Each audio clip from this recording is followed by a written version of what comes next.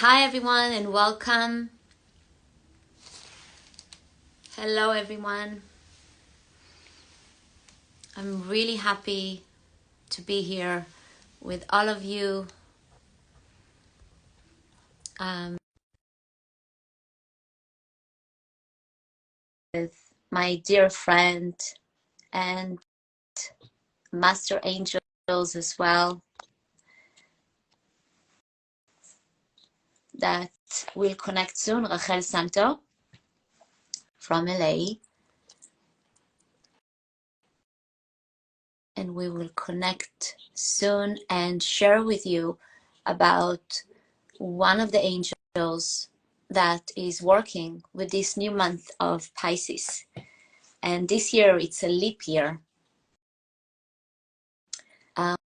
We're going to share with you all this beautiful information. I'm just trying to add Rachel.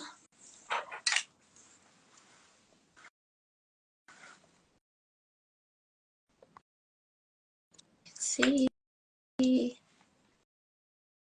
Hi, everyone. Thank you for joining us. Here Hey, we are. Ricky. Yay. So nice to be with you on this Welcome. live. So Thank you. Thank happy. you. Chodesh Tov. Happy new month of Pisces 1. Happy new month of Pisces 1. We have two This months year we have of two. Pisces, like you said, this year, which is a very, very special year. Double year. So let's dive right into it. We know that Let's one of go. the angels, we love working with angels. So one of the angels that is in charge of the month of Pisces is called Anael.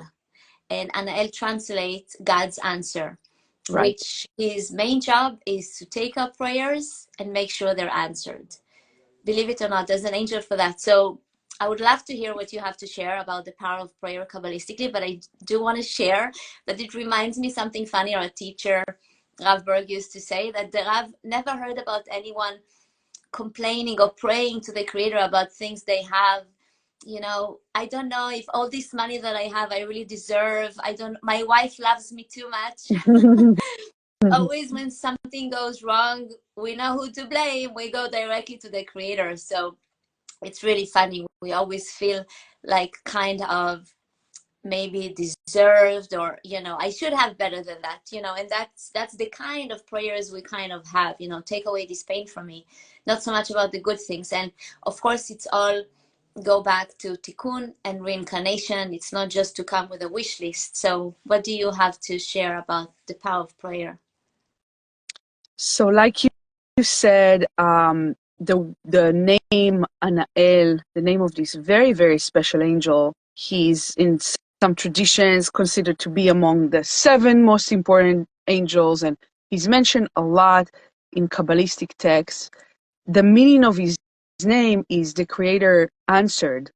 And the way I always thought about it was, we pray and then the Creator answer, and then what?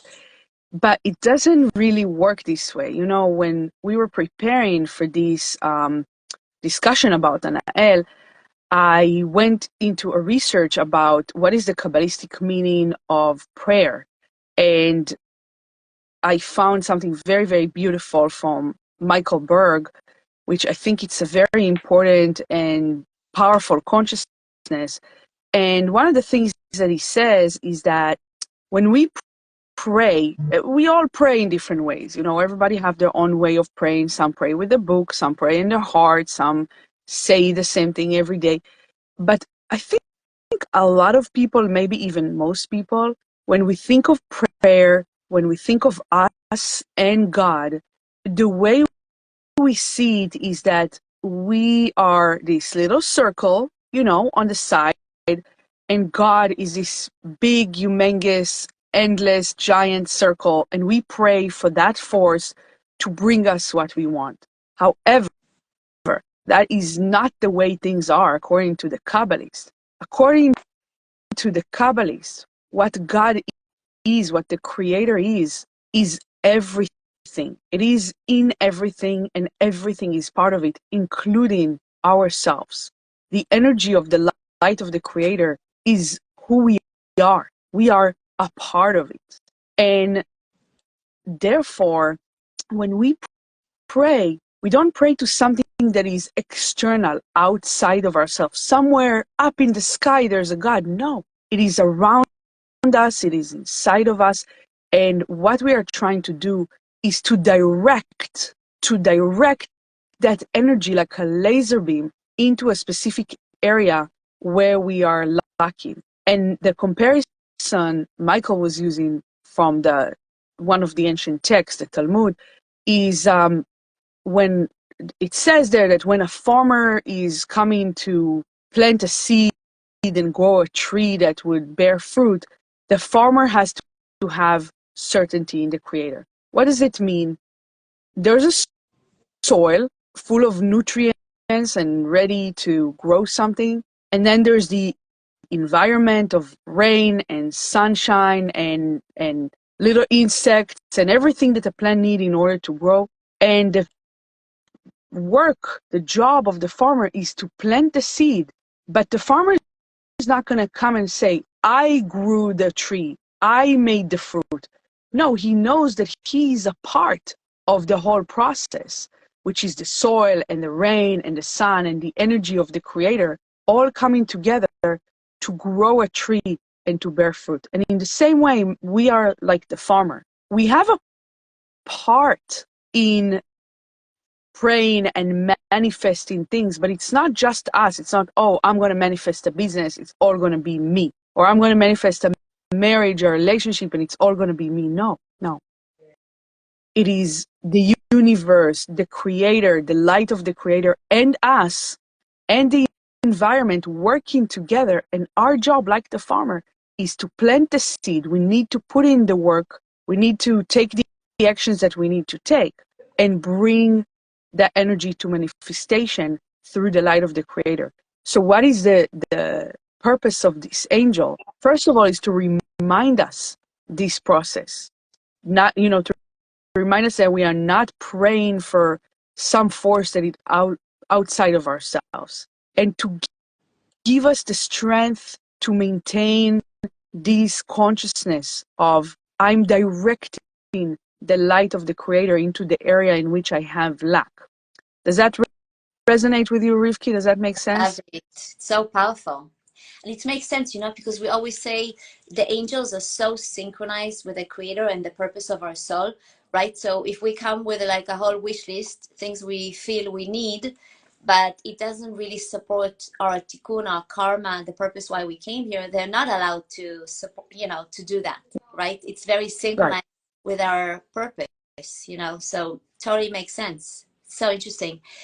And, I also saw, it's a little deeper for those of you looking for, a little bit deeper, in Persian, Vaitchanan. Vaitchanan means, and he begged.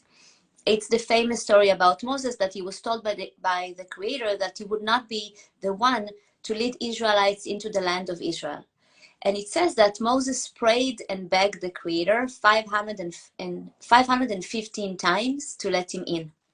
It's crazy. Like, right after, like, usually if we pray for something really, really, really hard, I don't know if I will continue more than, 50? 515. It's insane. But it's very interesting. So it says the word Vaitchanan in Hebrew, we turn letters into numbers, numerology is 515. But what is really the secret of that number is the amount of time that he says in prayer. We are told that same angel, Anael, requests to take it to the upper worlds, our prayers. And the number 500 represents the worlds and dimensions by which the angel carrying our request. So and the 15 is the numerical value of Yud Hey, connects to the tetragrammaton, the highest level of connecting with the creator.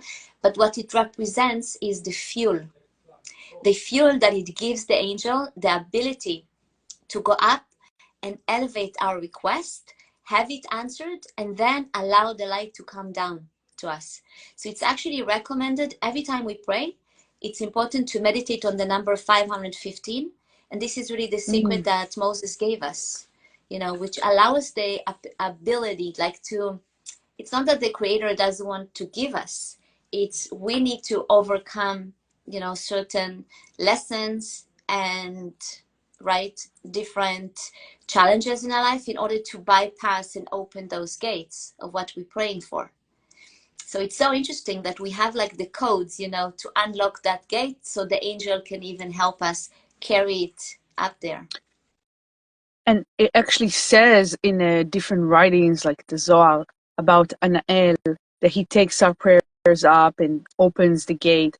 So, of course, we know that in our physical reality, there's no bread of shame. Like, we don't get things for free. We got to put in the effort. But when we do put in the effort and we do go out of our way and we do things like planting the seed, like we do things in the physical reality to manifest, that angel is supporting us. For sure. And one more thing, it says, because you hear a lot from people, I prayed for this for so many years. So I pray, to have children, and they have to go through really painful treatments, and, things take time and there are processes. So when do you know you're actually being heard and that it actually works? And there is another lesson that is so interesting. It says prayer is always meant to really gaining closeness and connection with the creator. And it's like the real benefit of and the true purpose of prayer. It's almost like the creator wants your closeness. So by you praying, you're actually speaking with the creator. So you have a better connection. If you don't talk to someone, you can't really connect. It's that closeness. And it's actually coming from a very famous teaching from Rav of Kotsk, and basically was explaining that after the sin of Adam, the serpent was cursed to eat dust for all his life. So they're asking, how is it a punishment? It's available everywhere. He will never be hungry again. But really, when they say, he explained that this was exactly the point. Since all his needs were met, the serpent would never have a reason to truly connect with the creator. So basically, the things that we lack in our lives are actually the very things that awaken our connection with the creator. Did it happen to you before? Things you really prayed for and you felt like transition or transformation after? Absolutely. Absolutely. Even I can tell you from my personal life, when I had some sort of issue in my body that was going on for a few years, but it pushed me in so many ways to go out of myself and to search, and maybe to search for different healers, but a lot of meditation, a lot of prayer, a lot of connection with the creator to find that healing.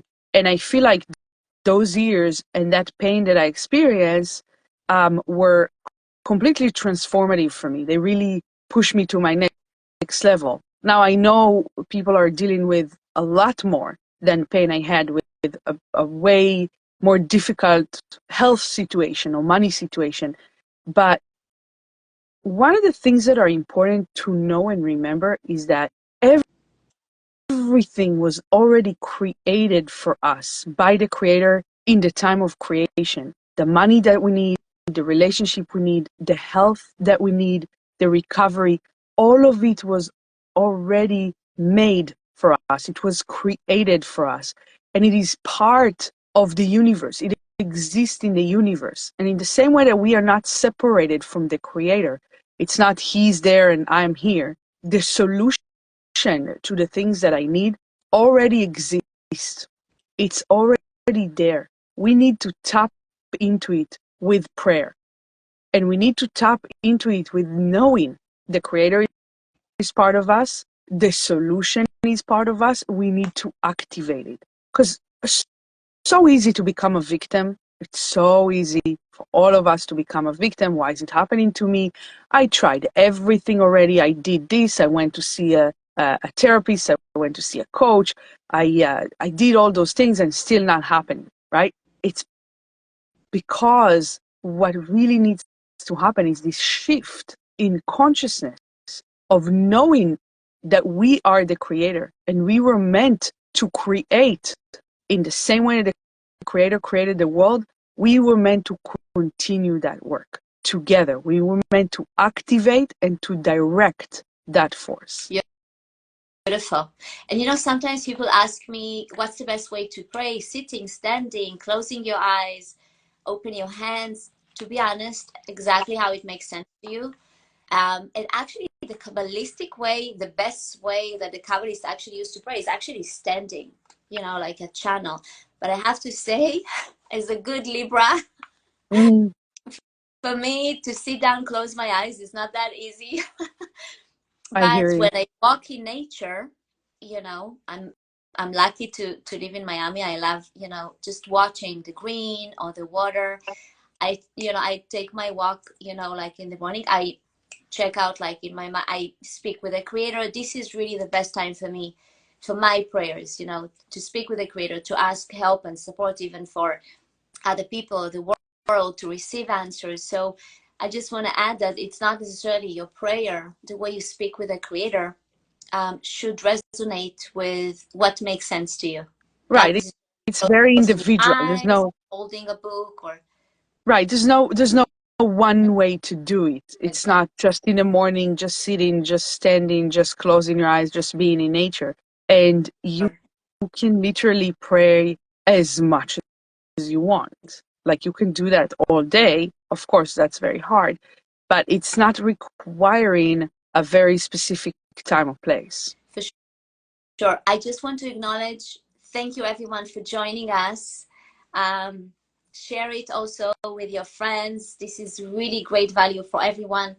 Angels are available for everyone, and each one of them represent a specific energy. And today, if you joined us a little later, we are actually focusing on the specific angel that works with the first month of Pisces. So, which this year And we have, Ricky, it's important. It's yeah, important to know that there are different angels for the second month yeah, of Pisces. In a leap year, we have 2 months of Pisces, and they have different sets of angels. So we're going to do it again for yes, the second for Adar. sure. Yeah, And I do want to share, it's very beautiful, a beautiful story from Keren, our teacher, about the power of prayer. Would you like to hear it? of course. So it goes like that. A righteous man and his friend come into a spiritual place, a place of prayer. As they are approaching the front door, however, the righteous man says, I can't go in there. Why not? The friend asks, puzzled. The righteous man responds, oh, it's full. It's full of prayers. It's full of tears. It's full of wanting. The atmosphere is too full. I can't enter there. The friend is truly confused now. But isn't that what's supposed to be there? I mean, it is a place of prayer, so it should be full of prayers, right? But the righteous man says gently, no, it's not supposed to be so full. All of those prayers were supposed to have gone upstairs. All of that desire elevated. That is, that it wasn't tells me that there is a lack of love in that place. For where there is affinity between people, where there is a form of unity, that is the place where prayers can rise from the physical up to the spiritual. Where there is no communion, no unity, our prayers and the energy we generate get stuck. Our unity, love, and caring for one another is what awakens our spiritual elevation. So we are depending on each other.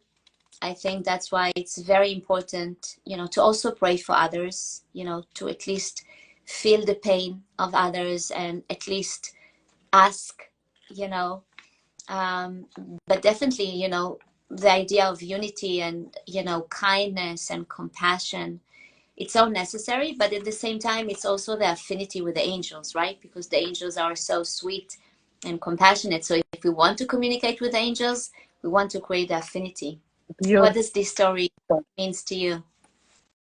Everything you said. No, It's so it's canon, right? it's It's so canon. really beautiful, but I think it's also kind of like connected to the point that we were talking about on how when people just beg for things and they're coming out of lack and they just pray for a different force to come and save them, that prayer goes nowhere. And that is it's connected to the shift we want to make again of activating the creator inside of us, and being in unity and being in love with other people is that as well. For sure. So what do you think? We're going to wrap it? Yeah. So just remind all of you, we both, if you are looking to start working with angels and to really understand the details of your correction and tikkun together with the power of angels, we both do coaching with angels. It's one-on-one. You can see all the information in our bio. Please share, like, and we hope to see you in the next new month of Pisces too. To be continued, right? Yeah. Thank you, everybody, for joining. Thank you, Thank you, everyone. Ricky. Have a great, blessed month. Thank you, Rachel. Bye. Love you. Love you Bye. too. Bye. Bye-bye.